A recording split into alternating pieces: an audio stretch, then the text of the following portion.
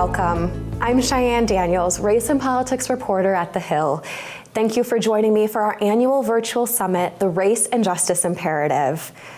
A record number of Black Americans were elected to office last year, and 2023 brings the largest class of the Congressional Black Caucus in its history. As Black Americans continue to break new barriers, what can we expect to see in the fight for justice across politics, society, and achieving the American dream? Today, our speakers will tackle a number of issues, including the fight for economic equality and building Black political power. We will also celebrate groundbreaking political moments and history-making candidates. We have an incredible lineup of speakers today, but before we get to them, a few quick housekeeping notes. You can tweet us at The Hill Events using the hashtag TheHillBHM for Black History Month. We are broadcasting live and will be taking your questions throughout the program. My first guest today is an author, political strategist, and organizer. She is the principal and founder of the Black Futures Lab, principal at Black to the Future Action Fund, and the co-founder of the Black Lives Matter global movement. Please welcome Alicia Garza.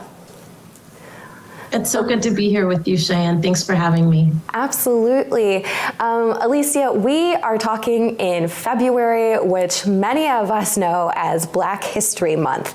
But from what I understand, you prefer to call February Black Futures Month. Can you talk to me a little bit about why that terminology instead of Black History Month? Absolutely. I mean, both are important, right? It's important for us to understand where we've come from so that we can determine where we're headed. But I do find that during the month of February, we are inundated with what tend to be a lot of fairy tales about how it is that Black communities have impacted social change. And the reality is, right, Rosa Parks wasn't tired, and that's not why the bus boycott happened. Rosa Parks was an organizer, right? These are the kinds of stories that we hear during this month, which really look backward at our past and then kind of reshape and reconfigure the courageous and bold actions that people took in order to create change. So instead of doing that this month, of course, we're always going to have, Black facts, what's are important. We're always going to have and appreciate and celebrate the ancestors and the heroes and heroines who came before us. But it's also really critical, especially at this juncture in history, to be charting our path forward. And that's why we call this Black Futures Month. We really want to engage Black communities in the project of talking about what's next and how we get there and what it's going to take for us to ensure that we have bright, healthy, successful futures that are equitable and just. And from what I understand, part of how you're working to make sure that that equitable and just future comes to fruition is through the work with the Black Census. Can you talk a little bit about what the Black Census is and how it's helping structure the projects that you're working on? The Black Census Project is the largest survey of Black people in America in 158 years. And when we are done with this current iteration of the Black Census Project, we will be the largest survey of Black people in American history. The Black Census Project is really just a massive listening project of Black communities across the nation, trying to better understand what it is that we experience every day in our democracy, in our society, in our economy, and to gather ideas from the people who we survey about what solutions we want to see to the problems that we face every single day. From healthcare to a lack of affordable housing to mass incarceration, it's the people who are closest to the problem who have the clearest sense of what the solution should be. And so we really are doing the Lord's work, I would say, in making sure that Black people's voices are heard. When we did the census for the first time in 2018, Cheyanne, I can tell you that the most common thing we heard from our survey respondents was that nobody had ever asked them what they experience every single day or what they want to see for their futures. So imagine if the majority of the 30,000 people that we talked to in the first iteration of the Black Census said nobody's ever asked them what they think or what they want. what does that mean for how we're creating public policy in this country? So we aim to upend that. And the Black Census Project will be a treasure trove of data that helps us better understand what Black communities are experiencing every single day, who Black communities are in this country, because we're not just African Americans. And it will also chart a path towards legislative solutions for what we need to do to address those challenges. The Black Census feeds directly into a project that we call the Black Agenda, and we will be designing that again for 2024. And it's a legislative roadmap for how we make Black lives matter in every sector of our society. Alicia, we've talked previously for several articles that I've written, which can be found on the Hill's website, about what some of the top concerns, top priorities are for Black Americans. Can you just share with some of our listeners today what those issues have been? Absolutely. You know, Cheyanne, we just came through a very tumultuous midterm election cycle. And while that may be in the rearview mirror for many, I am still haunted by all of the narratives and messages that were being put forward about Black people, what we care about, what we want, whether we're going to participate or whether we're not going to participate. And unfortunately, Cheyanne, those narratives also shape public policy. When we start,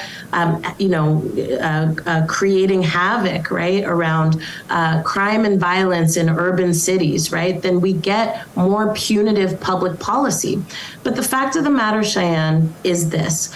COVID-19, of course, upended our entire society and it upended our economy.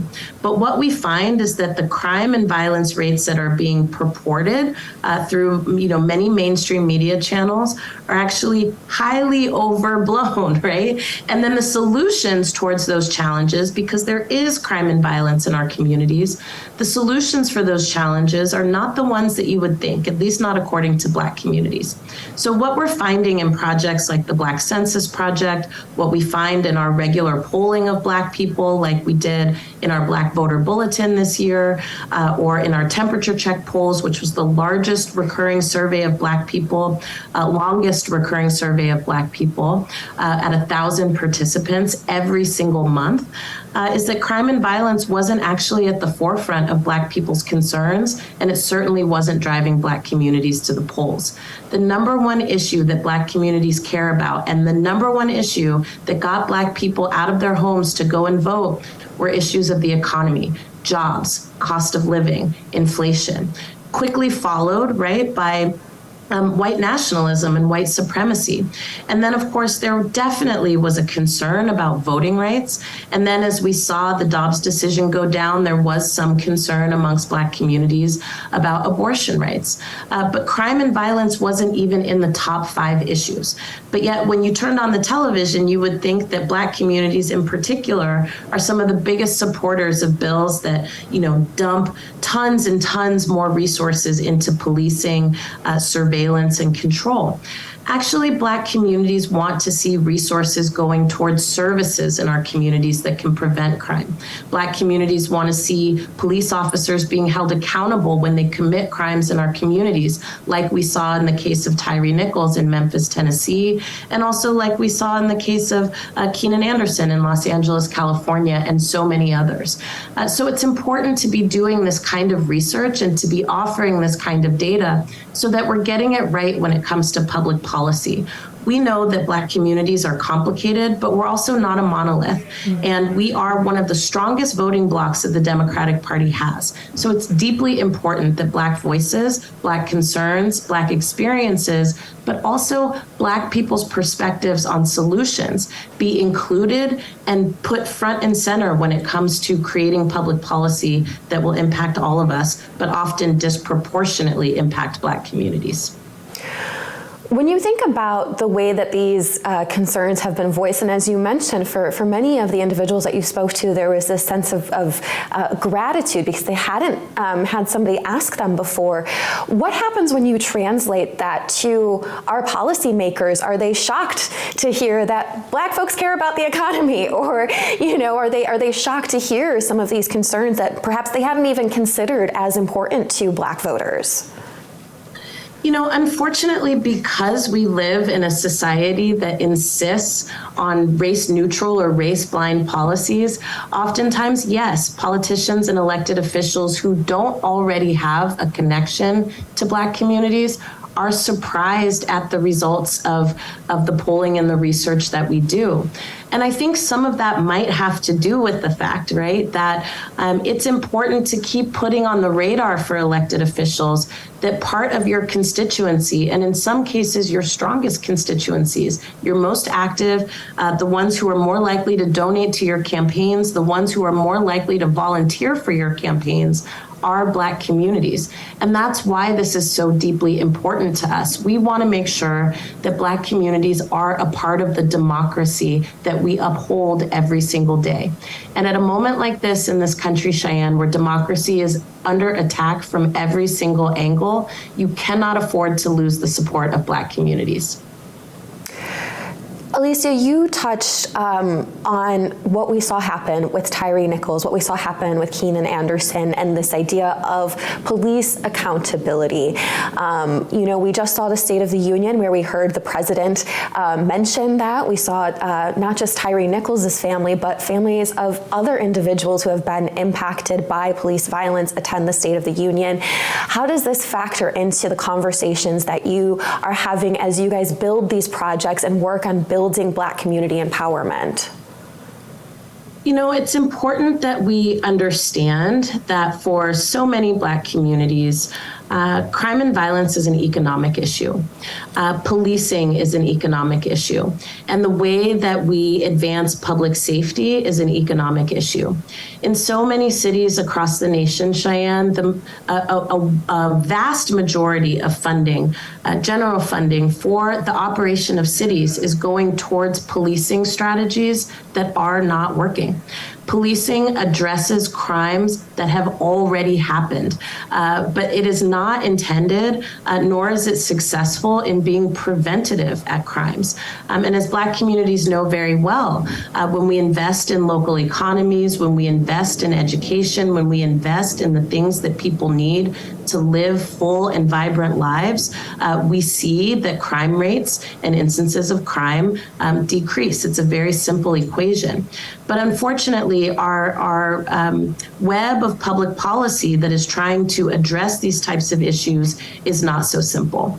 And it's not simple because right now in this country, public policy is being driven mostly by private entities and their interests. And so our work is really important because we choose to upend that dynamic. We want to make sure, like I said earlier, that Black communities are front and center when it comes to building out the democracy in this country that we all deserve and protecting it. And in order for that to happen, we have to make sure that Black voices are not just at the table, but shaping it. What we saw at the State of the Union address, I thought was actually really important. I've been in this work for a very long time. I attended the State of the Union address, President Obama's final State of the Union address, when I was working closely with the Black Lives Matter Global Network. And, I have to say that it was incredible to hear the President of the United States finally talk about police violence and its impact on our communities, saying things like everybody deserves to go home. That's something that should be counted as a movement victory. And as somebody who's been in this work for a long time, I can tell you it took us a really long time to get there. But now we have to finish the job, as President Biden said, and we have to make sure that the way that we ensure that public safety is not punitive, is not hyper-militarization of our communities or wasteful spending, right, on military-grade weapons that turn our communities into war zones. We have to make sure that Black communities are at the table. And I don't just mean the voices that you always see at the table. I mean people who are being directly impacted by these issues, but I also mean people who have done the work to be innovative about how it is that we can increase public safety without increasing the level of violence and terror that Black communities are experiencing, unfortunately, at the hands of the people who have been tasked to protect and serve. Across the spectrum and across the board, from police to communities, I think we agree that we are spending in a way that does not make sense. And so we have an opportunity right here, right now, to change the equation. And it's my hope, coming out of the State of the Union address, coming out of this last decade of organizing, and the decades before this, right, of organizing to change the way we think about public safety, that we actually can claim some more victories along the way. Alicia, very quickly, I just want to ask, again, 2022 midterms, we saw historic numbers of Black candidates running up and down the ballot. Many of them were elected. Is this leaving you with some hope that we can begin to see this change that you're talking about when it comes to public safety, but also when it comes to continuing to build Black power? You know, at the Black to the Future Action Fund, Cheyanne, we think that a couple of things are important. Yes, it is important to have Black representation, but not just on its own. We have to have Black representation, people who are making the rules in state houses and in Congress, who also share an agenda for power, that share an agenda for moving us forward as it relates to these questions like public safety or what we do about healthcare. We need Black officials who have a forward-thinking agenda as it relates to communities that have been left out and left behind. What good does it do to have us have Black people on the Supreme Court if they vote against our voting rights? What good does it do to have Black people in the halls of power when they vote against Black people having basic fundamental rights? So we can't just have one over the other. We have to have both. And that's the work that we do at the Black to the Future Action Fund. Alicia, thank you so much for joining our program this Black Futures Month. We appreciate you being here, and we hope you take care. Thank you for having me.